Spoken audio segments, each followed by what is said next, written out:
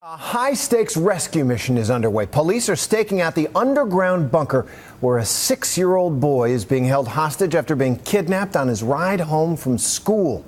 It was a deadly attack in broad daylight, one raising some chilling questions about how safe children really are on the school bus. ABC's Jim Avila brings us this report.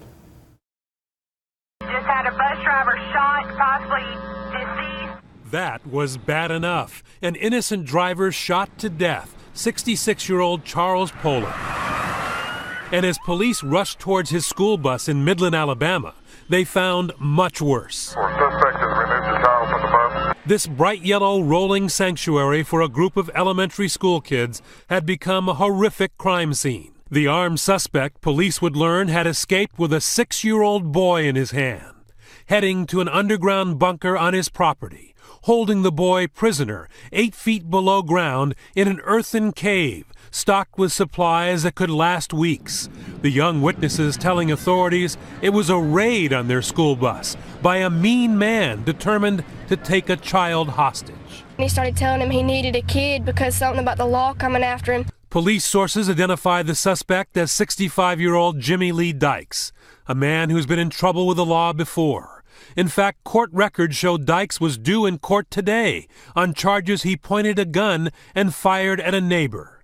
The boy is on medication and is said to have special needs. At this time, we have no reason to believe that the child has been harmed. Police have been in contact with the gunman using a PVC pipe to communicate through, and late today made this heartbreaking request.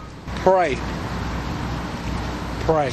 Former FBI hostage negotiator Chris Voss tells ABC News this could be a slow process. We've got an old saying to use delay in order to save time. The more patient approach they take, the less likely they are to make mistakes, to move in slowly, to get it right, to communicate properly, and slowly and gently unravel this. Voss says rushing the bunker is the very last resort, especially in a case where the hostage taker may have planned the crime in advance. As long as they're talking, as long as they have some sort of dialogue, and he's indicated that he's open to talking, then they know that there's the possibility of getting him to come out and getting the child out safely. A frightening position for any parent to be in. School buses, all too often, are not the sanctuary they are supposed to be. From bullies on board a junior high bus last June, taunting the school bus matron. You're a troll. You're a troll. This angry parent threatening students he said bullied his daughter. I'm gonna you up, but this is my daughter, and I will give a about her. Students put in danger by the person assigned to care for them. This driver in Almond, New York, was so intoxicated the children asked her to stop the bus. You passed the turn. What turn? The turn off this road. Stop, you gotta stop. Okay, you gotta stop. Well, you're not okay, and I know it. Just turn it off, please. No, you can't. Turn the bus on. No, you can't get off the bus.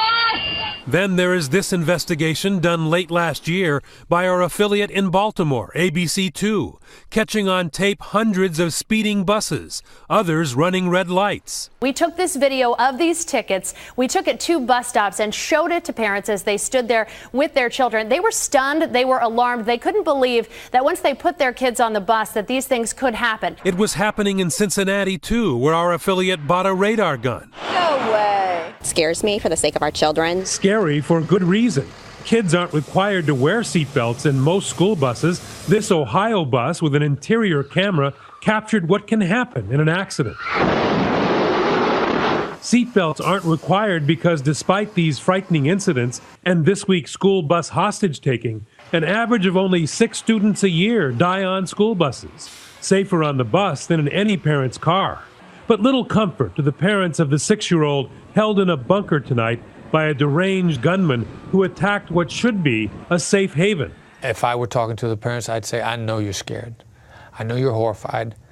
And I know that right now you feel completely alone, and it's almost overwhelming.